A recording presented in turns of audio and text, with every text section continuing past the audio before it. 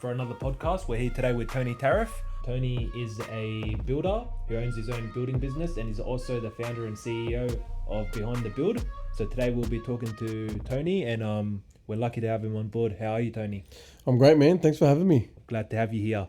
So Tony, today we wanted to talk to you about how you got into the building game, how you started your own business, and why did you start a business called Behind the Build? Yeah, cool. It's fine. Happy to go through that story. It's a long one. You ready for it? Yeah, 100%. All right. So I've heard that you were first a tradie. You used to be a carpenter before going out on your own and starting your own building business. Maybe walk us through how the journey began. How did you get into trade? Why did you choose becoming a carpenter? Why did you become a builder, starting your own business, and then going on from there? Yeah. So you're right. I first stepped into construction as a trade, and it was a carpentry trade. I got into it. I was really interested in it in school. So in school, before we left year 11, year 12, I did a lot of woodwork. And I really enjoyed it there. And that's where I think the carpentry part came into it. And then when I left, went straight into carpentry. Okay. Did 4 years of TAFE while working as a carpentry apprentice. Did an apprenticeship. The steps after that is pretty interesting. I always wanted to do my own business. I always wanted to have my own business. That was always the plan. Obviously, you get there in stages. And you go through the apprenticeship, you do the TAFE course, you do your on-site experience, and then from there you pretty much graduate into a trade. So the idea was always to go into my own business. Now at the time, it was solely carpentry. I had no other vision except for carpentry. After I finished my trade, I did 2 years as a tradesman under someone, so I didn't go straight into my own business. But then after a bit of time, I thought, I'm going to give it a crack. I'm going to try it out, see how we go there. So I opened up my own carpentry business, traded in that for about 6 years, probably a little bit longer, 6 or 7 years. And things happen in construction that you probably know about that really open your eyes as to how much of a big industry it is and how much you need to protect yourself in it. What happened to me was we got to a stage, I was about 25, 26 at the time. And it got to a stage where I was owed over $50,000 from various builders at the time. Wow. And at 26, which would be now 12 years ago, $50,000 was a lot of money. Now still a lot of money. It's still a lot of money now, but in context of $50,000, the way it grows over 12 years, it's you're talking probably now 120,000. Yeah. But at the time, it was a lot of money, and I was really young, and I didn't really know much. I decided at that time to go back into study. Okay. So go back into study, close the business. Was that a hard decision? Was that a risk? It was a disappointing decision because I always worked to do my best on the job sites and for my clients, and they were always happy. But at the same time, I worked really hard to get to that point, and the whole dream, like I said before, was about opening up my own business. Yeah. And I achieved that. What I realized is you can have a goal and hit that goal, but things can change along the way. Like that goal is not the end of the road. Yeah. And that's what happened. It changed. So it was a big decision, to answer your question directly. It was a big decision to close the company, but I saw other avenues that I was interested in. So you realized you had to take a step backwards to go forward. I did. Okay. I did. And it was almost a forced step because the money that we were owed, or I was owed, didn't come in. Okay. So it was lost. So you got ripped early. We got ripped early pretty much. Yeah. Probably better to get ripped for 50 grand than 500 grand early. 100%. 100%. And it teaches you a lot about finances and how to sort of structure yourself. Because back then it was a handshake deal, always. How much, this much, cool, handshake, and you just go on and do the job. So it teaches you a lot in that sense. Yeah. It was a big decision, but I thought I'm too young to be in this much debt. Okay. And again, that mindset changes too as you get older, as you would know. But at the time, it was like $50,000 in debt. I was only 26 years old.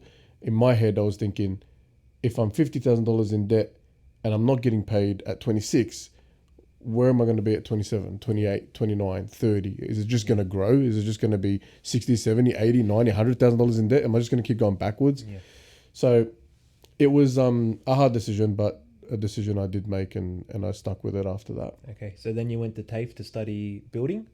Yes. Yes. So after that, I went back to TAFE. Mm-hmm. So I had finished TAFE for 2 years at that point. Okay. I went back to TAFE to study building. Yeah. And I closed the company and went and worked as an employee for a building company. Okay. I heard you've done 11 townhouses or something there. Yeah, I did 22 with them. 22. Wow. 22 with them Yeah. as a site manager. Wow. But it was definitely a step back Mm-hmm. than what I was doing because I went into something I didn't know. So I went into building, which I didn't know. Yeah, sure, I knew Yeah. carpentry, I knew, structure and stuff like that. Mm. But other than that, we'd go in, we'd do the carpentry, we'd leave, we wouldn't see anything else. But you got to handle the whole project now, not just one aspect of it. Now it's beginning to end. Now you're in the big Yeah, games. beginning to end. Yeah, so there's a lot to learn. It was a big learning thing for me as Yeah. well. Not only through TAFE, but through experience with the building company that I was with, and they were great. I've got to give them a lot of credit Mm-hmm. for the way they ran the company and the way they treated me and all their employees there. It was a real growth in terms of knowledge. Mm-hmm. It wasn't just come and work for me, do what you're told, and get out, finish the day and go.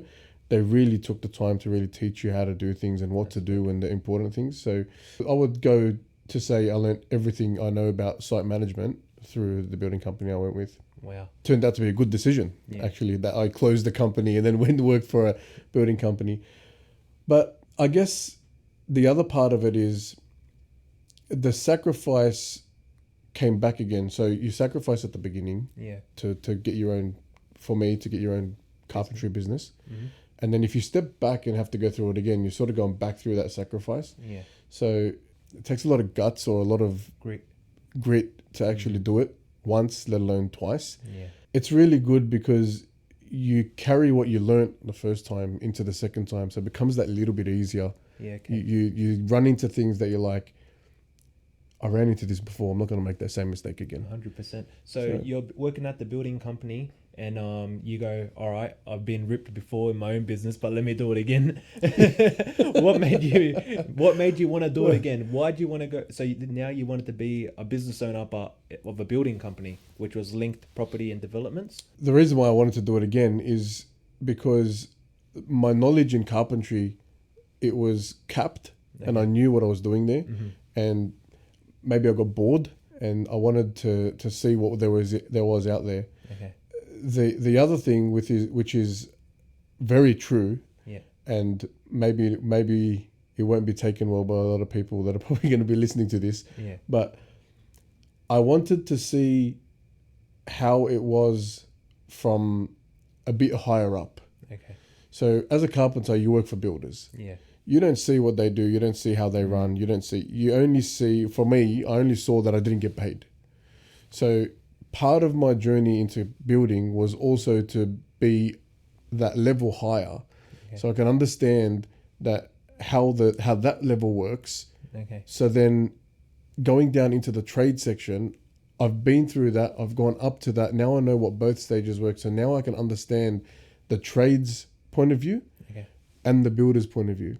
Okay. So it was almost like I wouldn't say selfish, but it was almost like a selfish decision to become higher up in the hierarchy of construction. I understand. Right. Coming from a trade background, such as a carpenter, you reckon it gave you a benefit in being a builder? Most definitely. 100%. And would you recommend every builder to come from a trade background?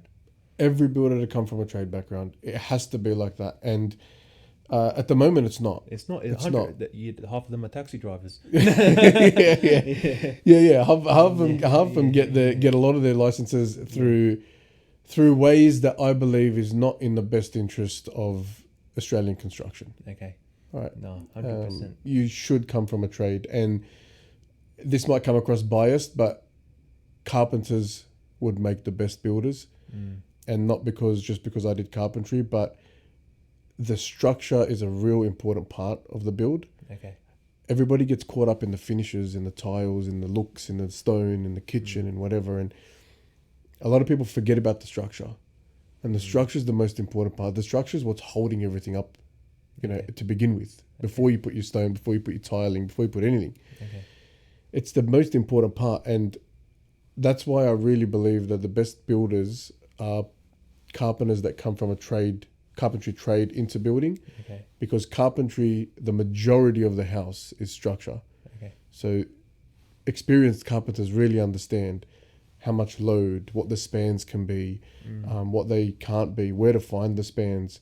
Not all of them, but a lot of them understand steel beams as well, because a lot of builders let contracts to install steel beams to their carpenters as well. So they understand how steel beams work, how they bolt together, the connections, all the structure to do with it other than the slab. So the knowledge around that, I think, is really beneficial as a builder. All right. So what I want to touch on now is that we can see that you've become a good builder after working at this company. You've got specialized knowledge, but being a builder and running your own company are two different things. A lot of people, for example, let's talk about plumbing. They may be a good plumber and they'll go, oh, let me go start a plumbing business. But just because you're a good plumber doesn't mean you'll be a good business owner in a plumbing business. Almost a business owner that is doing something completely irrelevant to plumbing may be a better business owner in a plumbing business because he understands business, or her. But what I want to know is, so you've obviously had some experience now in the past in your carpentry business. Now you've got the specialized knowledge of building as well now, and you've put them together. And what systems and what changes did you make to make sure that this business that you build now in building, which is linked property, does well? And how did you have to change, and what habits did you have to implement to be a good businessman? Because you're not just a builder anymore. You're running boys, you're running sites, you're managing finances, cash flows, and much more. You're doing everything instead of just doing the trade or just being a technician. Yeah. You're a manager and you're an entrepreneur. You got to grow the business as well. Yeah, definitely. Running the business and physically doing the work, even in the same business, are completely different jobs. Two different hats. Completely different. Okay. And when we talk two different hats, one's a cap, one's a rim hat. Like completely different. Not just the logo. It's not just the name on the hat. It's a completely different hat. It's a completely different ball game. Someone can be so good at their trade and so good as a technician, like you said, to physically do the work. Put them in a setting where they have to run the business from a business mind perspective, they'll fall over. If they don't go and get the knowledge and understand and hang around people who have done it before and get information from people, they'll fall over. Running a business and doing the work, I'll stress it again, it's completely different. Okay. Completely different things. So if there's a builder out there today who's thinking about, all right, maybe I'll go out on my own, what advice would you give them? What would you recommend that they do? The first thing I would recommend is have your goals and your business plan in place. Okay. It's very easy for a lot of people to go out there and say, it's easy to own my own business. I just apply for an ABN online and I get it and I pay $200-300 and I've got my own business. All of a sudden I'm a CEO. It just doesn't work like that. Okay. And I understand how it can come across that easy. Technically speaking, it is that easy. You jump online, you register an ABN, and all of a sudden you're a business owner, and all of a sudden you're a CEO because you've got no other workers. So you're the only one there. CEO of yourself. So yeah, CEO of yourself, exactly. So I understand how it can be taken as a very easy, simple route. What I would advise up and coming builders and even trades, if they want to grow their trade business, it's go and get the education of the business side, because you already know the technical side, because you've been through TAFE, you probably worked for someone for 3, 4, 5 years, 6 years, even possibly even more. Go and learn the business side, because once you leave that business that you're working for, you're not only going to go and do what you were doing for them, you're also going to have to do what they were doing for you. So everything they were doing in the background that you didn't see, you now have to do that. Sure, at the beginning it might be just for yourself, right? But you still have to do it. Yeah. You still have to do the accounting. You still have to manage the cash flow. You still have to pay your own super. You still have to pay tax. You still have to put away GST. Like, employees don't really see that in that part because they get paid their wage and it's into their account, and that's their net wage. Yeah. Wherever that goes and however they spend it, it's fine. That's with them. They don't need to put anything aside for anything other than themselves. But everything else, but it's easy to forget that there is someone doing that in the background. So you would advise to learn about business, maybe from a mentor or YouTube videos or podcast or something? Podcasts are great. Yeah. YouTube videos, Mentors, definitely. Yeah. There's a lot of them now out there doing, Yeah. business coaching and stuff like that. Yeah. I went through that process too, and I'll touch on it just briefly because I know we're talking more about the younger guys coming up into business, so I don't want to deviate off that too much. But Yeah. when you want to learn about business, you've got to know where you got to go. That's what I was saying about the business plan. You got to know, and that might change. Like, I'm not saying that whatever you put in your business plan as your goal is the be all and end all and that's it. But have an idea of an outcome that you want. Exactly. Okay. Do you want to be a multi-million-dollar company? Do you want to be a multi-billion-dollar company? Do you want 5 workers? Do you want 100 workers? And everybody wants different stuff. And everyone wants different stuff. And if you just go out there and say, I'm just going to go and give it a go and whatever comes, it's going to fall over. And the Chinese always say small businesses make money. So I know boys that do 5 houses a year and they make really good money. Yep. And I know guys that do 50 houses a year and barely break even. Yep. So it just depends what you want and what type of lifestyle you want as well. That's 100% right. And that's why the business plan is really important. Before you go out and do anything, know where you're heading, and that might change, and that's okay. But know where you're heading, and then get support to get there. Okay. Because if you're going to do it yourself with no support, I'm not saying you can't, you can, but you're going to make a lot of mistakes. You're going to blow a lot of money. Mm-hmm. You're better off getting a mentor and just speaking to the right people. Like I said, with me, I went to a few, business coaches and whatever. I spent a lot of money, trying to learn. And I landed with a team were focused on what I needed for my business. Okay. Right. So a business coach is not the same everywhere. They do specific things, and they run their business coaching specifically in a specific way, tailored to specific trades, but specific people as well. So don't just run with whatever coach pops up on Instagram, right?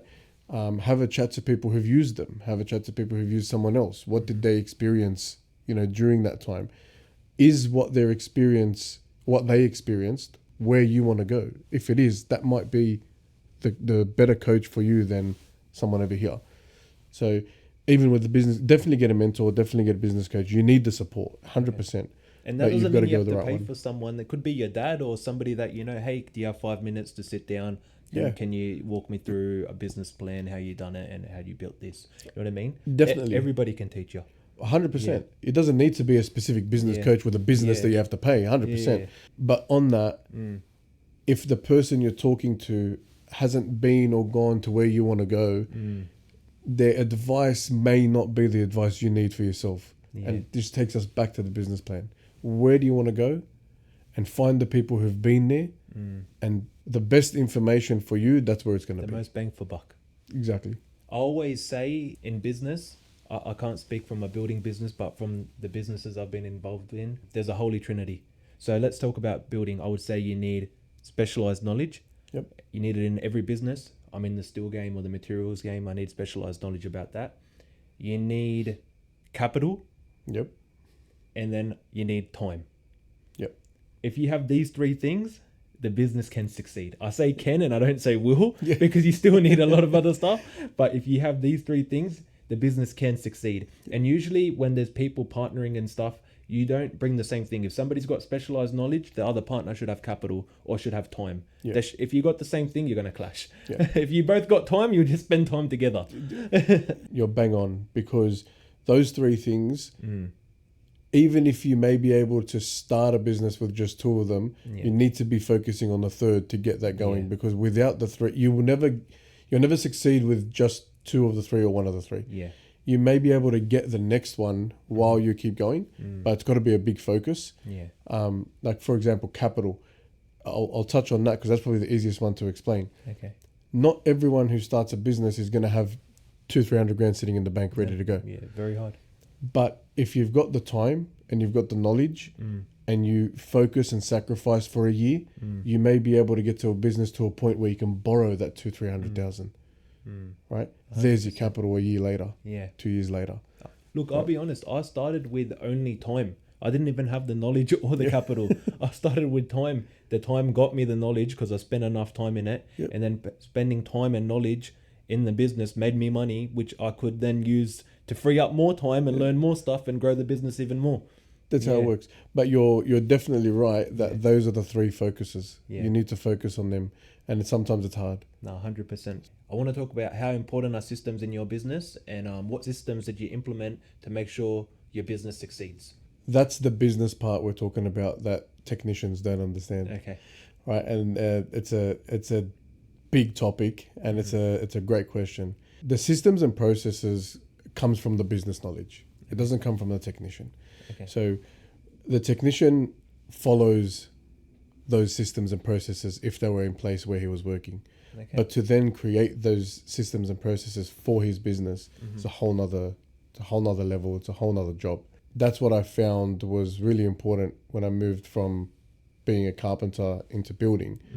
I went into the business side of building, and I thought, and you learn from mistakes. Okay. Everybody learns from mistakes, but you learn from mistakes. So I kept seeing errors by my team, Okay. and it frustrates you. Like, how do you not know? How do you not know how to do that? How are you a, carpenter? You don't know how to do this. How are you a site manager? You don't know how to do that. How are you a project manager? You don't know how to do this. And it frustrates you. But what you realize is they can't read your mind. You know everything because you've done it for the last 10 years, right? But when you want people in your team to then replicate what you know or replicate what you do, you can't expect them to just know. And that was something really hard for me to get through my head. Like, it was like, for me, it was like, how do you not know how to do it? It's so easy. Like, it's simple. You just do this, this, this, and this. So easy. And I realized that if you're going to invest in your team and you want the team to operate as much as like you as possible, you need to give them the systems and processes and step-by-step things to do, so that when they're doing them the best way you can teach them, which is by putting in those systems and processes. Okay. So pretty much extract everything out of your head and put it on paper or put it into a system. All right. So pretty much, let's say with the account side of things, getting ripped 50K, how do you make sure that doesn't happen again? What do you do differently this time? I got zero.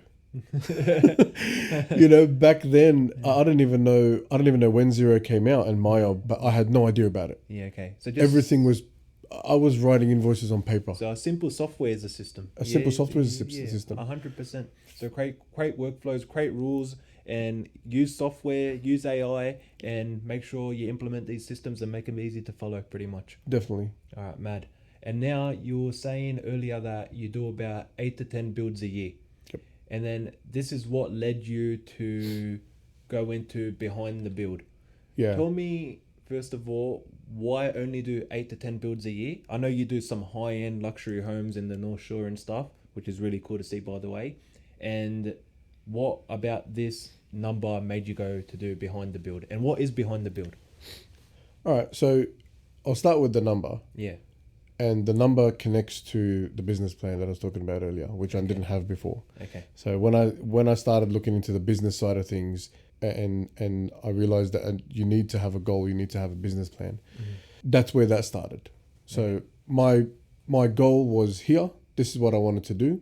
This was what I wanted to make. Okay. This is how much I wanted to spend. These are the boys I wanted to hire to help me get to that stage. And once all that was in place, then it was like, okay, how many builds do we need to do a year? Okay. 8 to 10. Okay. It's really important because had I started with how many builds I want to do first, You would have said 100. I would have said 100. Exactly right. Yeah. Exactly right. I would have said 100. Yeah. Because everyone thinks the more you do, the more you make. Yeah. But it's not.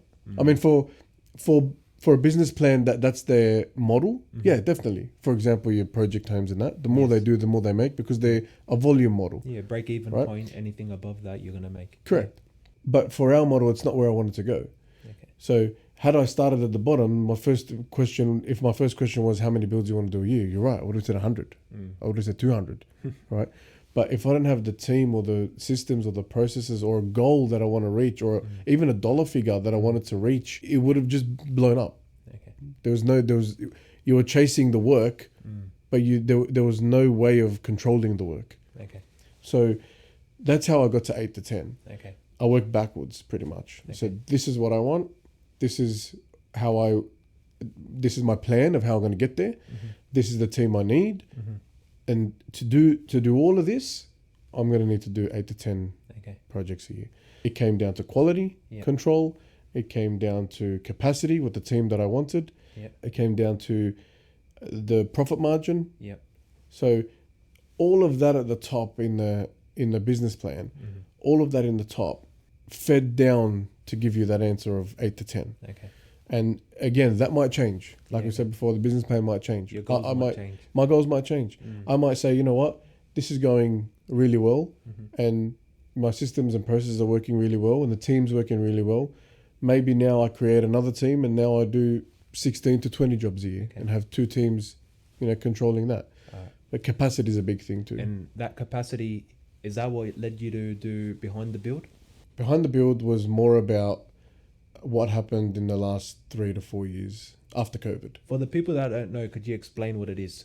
Yeah, so Behind the Build is an educational program, a one-day event that teaches or educates on the building process from concept through to completion. And who's it for? Mainly homeowners, Yep. but we have had a few builders that have, a few up-and-coming builders. Obviously, the experienced builders already know all of this, but the up-and-coming builders have reached out, a few of them, to sort of understand, because you don't learn what we educate at Behind the Build, you also don't learn at TAFE. Yeah, in TAFE you learn the skills, but you don't learn the cash flow and stuff. Correct.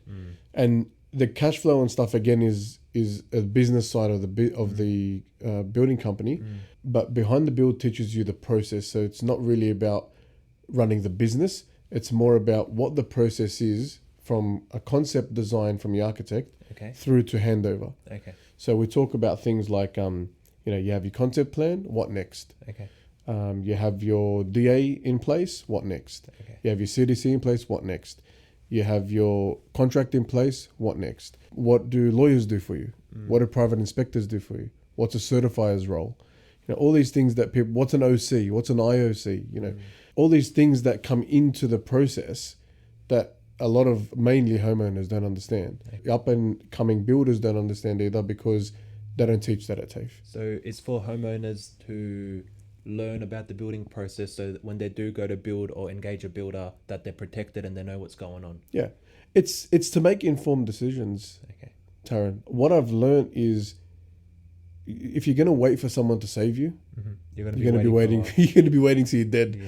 Save yourself. Save yourself. And that doesn't mean do it yourself. With what we teach at Behind the Build and the process, it's not so that someone can go and do it themselves or become a builder. It's more so that they know what the process is, so that when they're talking to the different consultants, trades, builders, certifiers, lawyers, they understand what's happening. Like, for example, here's a perfect example. You're in construction or in the construction game, so am I. If I was a doctor and I was telling you about, how I slice open a person's chest to get to their heart, and how I intricately get to do a heart operation, would you understand anything I'm saying? Nothing. I wouldn't know anything. Nothing. And if I had lied to you in the way, or manipulated what I said in the way that, knowing that you don't understand, would you have just believed me? Yeah, 100%. Because I'm a doctor. Yeah, because you're a doctor. You're a person of value. Exactly. Yeah. But if you knew just the steps it's going to take from going into the theatre room to coming out of the theatre room, not exactly what he's going to do, but an idea. But the steps, an idea, is similar. Just understand the process, so that if something doesn't line up, you can question it.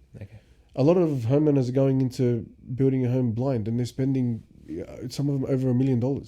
The biggest investment of their life. Wow. And what made you, sorry to go back, but what made you want to start this and educate these people and help them? I just saw a lot of people with not enough knowledge.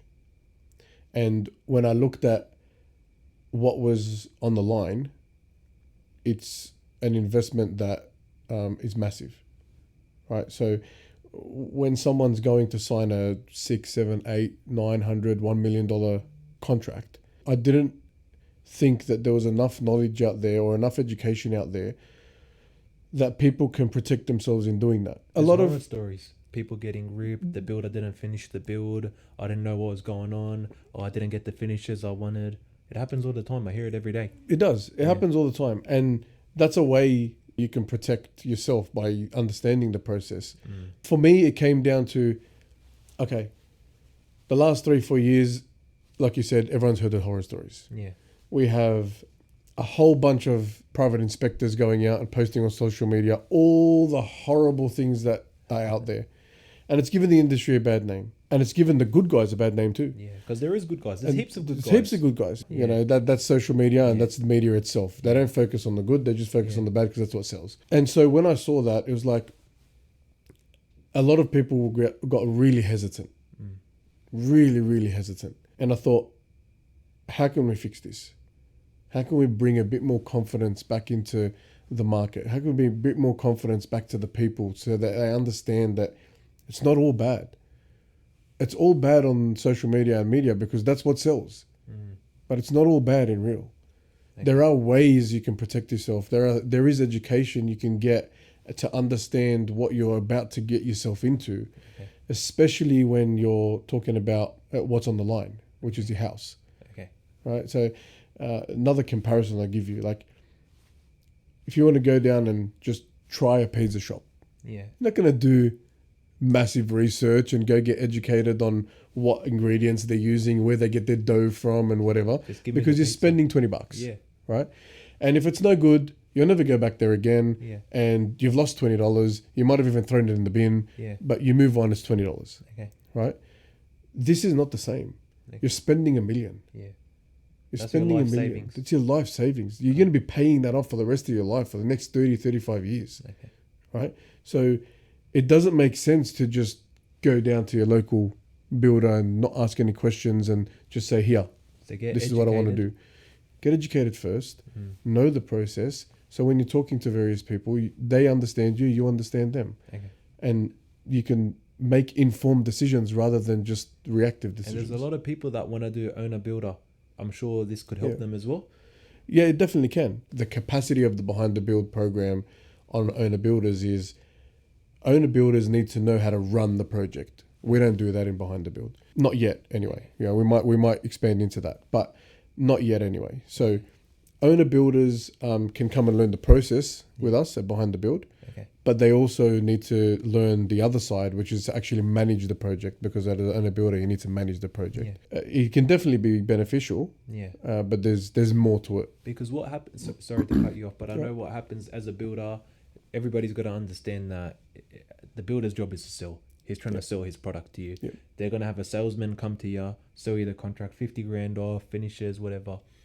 But what you're doing is you're going, hold on a minute. This is the process that needs to be taken place. This is what you need to see in the contract. This is what you need to know. These are the questions you need to ask. Is he doing this A, B, C? And you're educating the homeowner who's looking to build their dream home or their first home into a educated decision about construction. Correct? Definitely. No, that's cool. That's exactly what it is. To put it very simply, it's to give enough education to make informed decisions. Okay. Tony, what I wanted to touch on next was family and values. So obviously we know that balancing business and family is not the easiest thing in the world.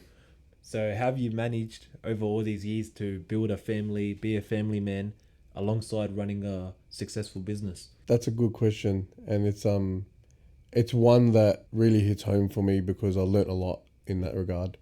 Running a business and having a family is difficult. It's not easy, especially when the kids are young. Very, very hard to do because they need you a lot more. And when they get older, they start to do their own thing. They start to, even simple stuff like they start to be able to eat on their own, shower on their own, that sort of stuff. It becomes a little bit easier. But when they're younger, they really need you there. And it was something I struggled with for a little bit, for a while actually. I think it's important to let people know who are going to go into business.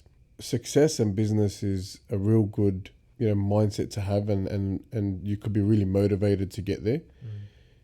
If you do it at a cost of family and friends, you'll realize sometimes when it's too late that it wasn't all worth it.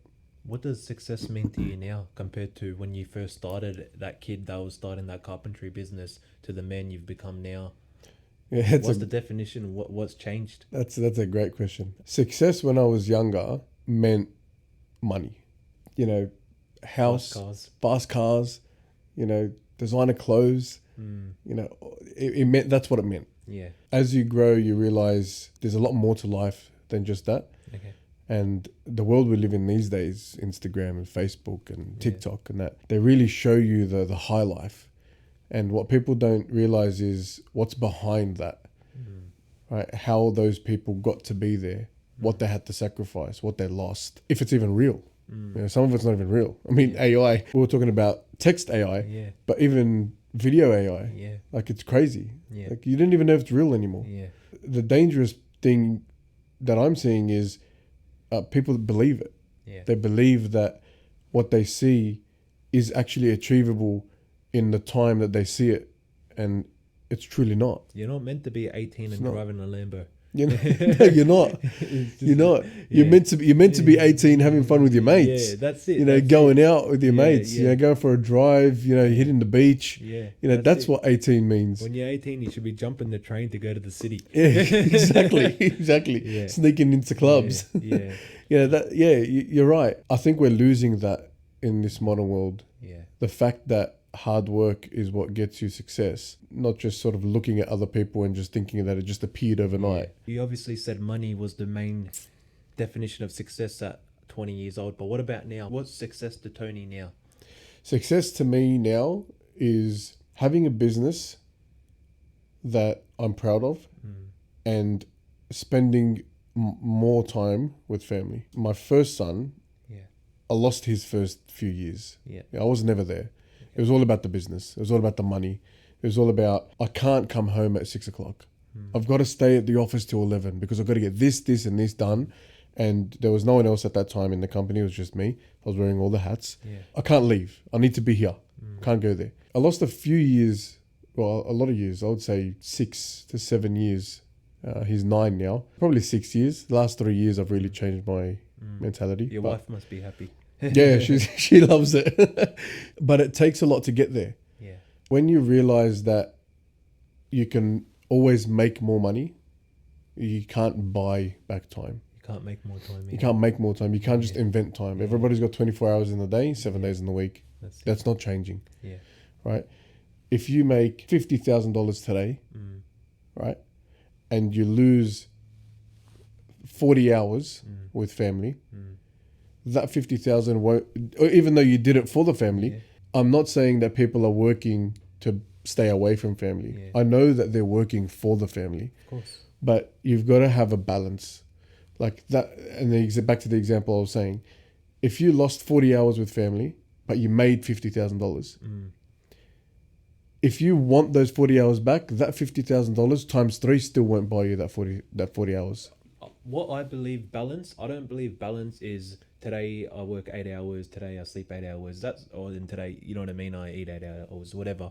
Look, that sounds good, and there's a time in your life when you will get to that point. But I strongly believe what you believe as well. I think at the start, maybe balance, maybe you work all the time, and then later on you get to spend more time with your family. You know what I mean? Over time it balances out. You know what I mean? Let's say there was 40 hours.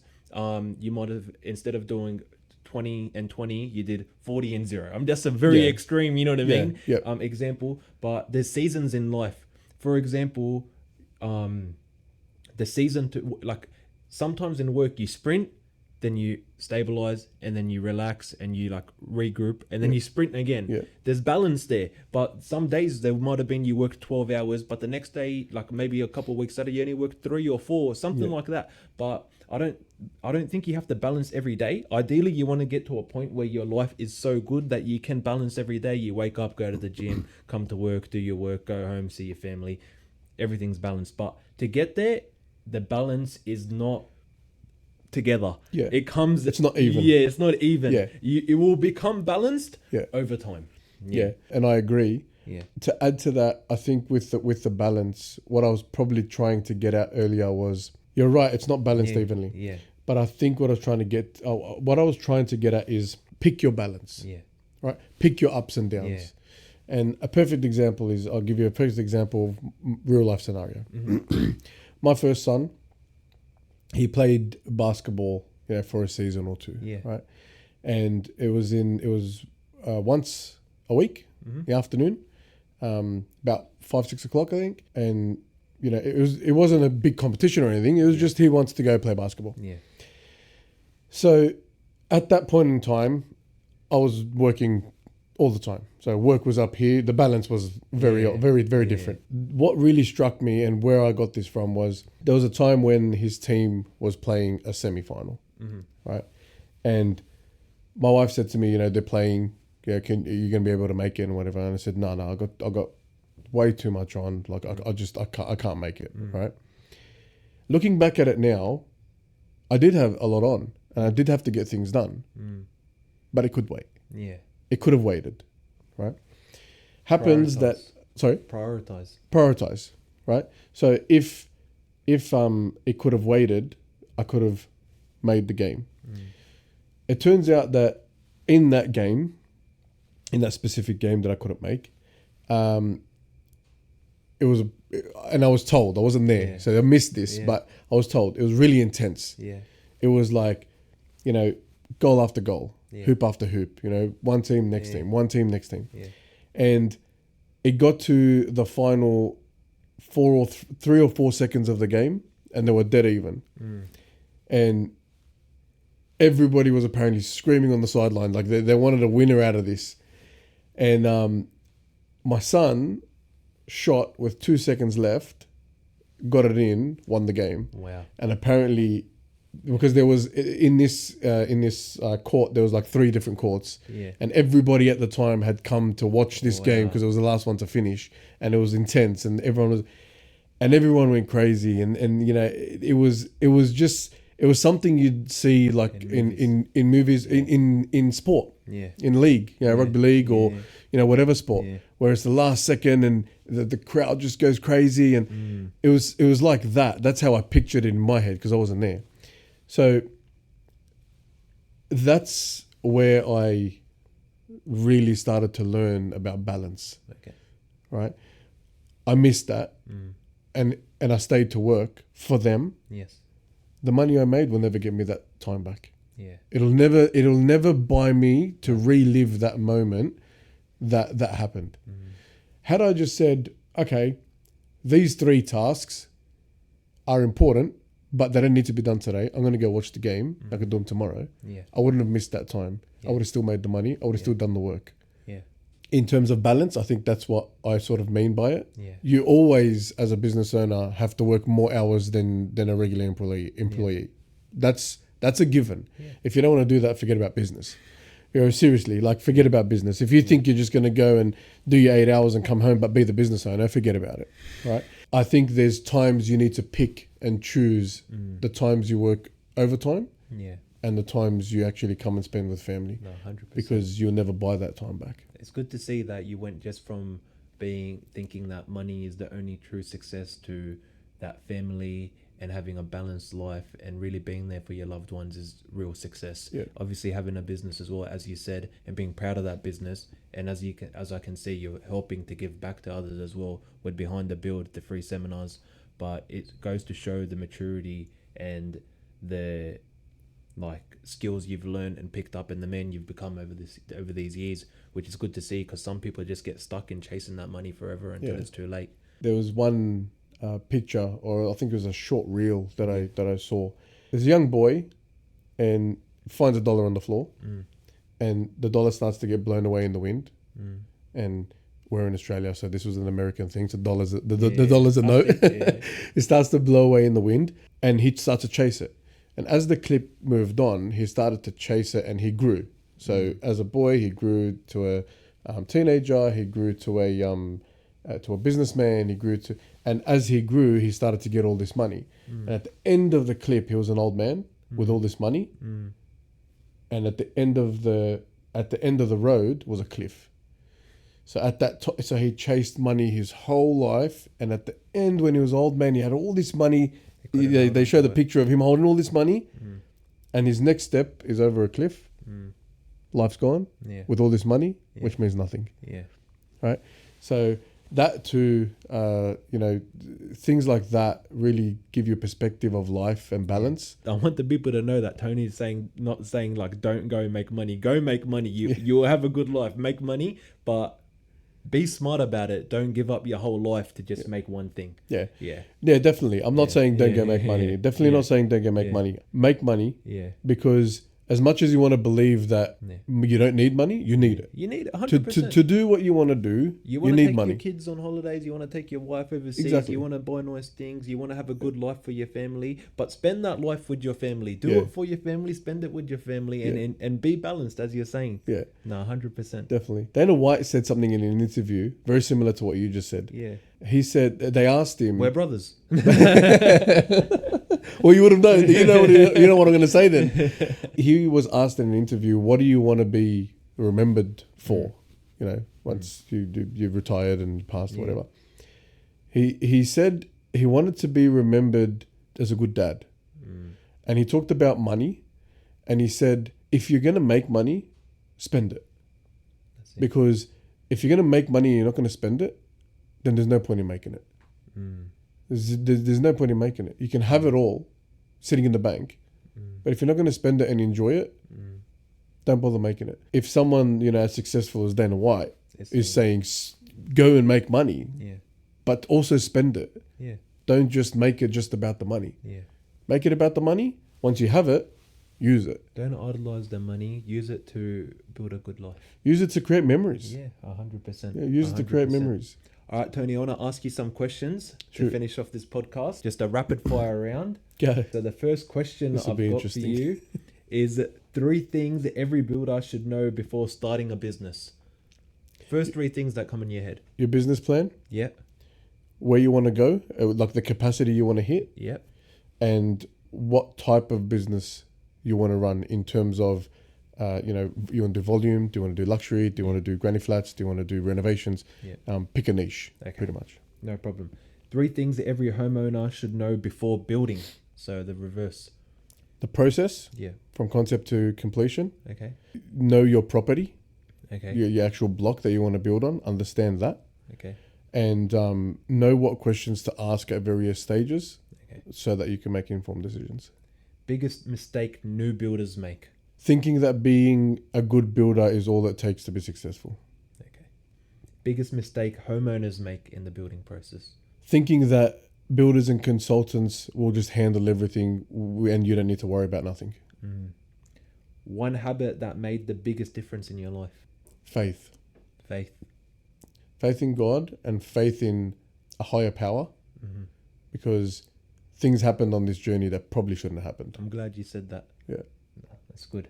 The best advice you'd give your younger self? Swallow your ego. It's something that I grew up very, I know everything. Nobody tell me what to do. I've learnt carpentry. I know how to do it. Do it this way. Don't argue. Don't swallow your ego, because there's so much more that you don't know. There's so much more you don't know than what you do know. No. Thank you, Tony, for everything. No worries. Thanks a lot. Thanks for having me. Thank you. And guys, if you want to see Tony's socials, we'll put them down below. Link Property and Behind the Build. If you guys are thinking of building, or if you're a homeowner that's looking to get a builder on board, check him out. And there you go, the man behind the build, Tony. Thank you. Thank you.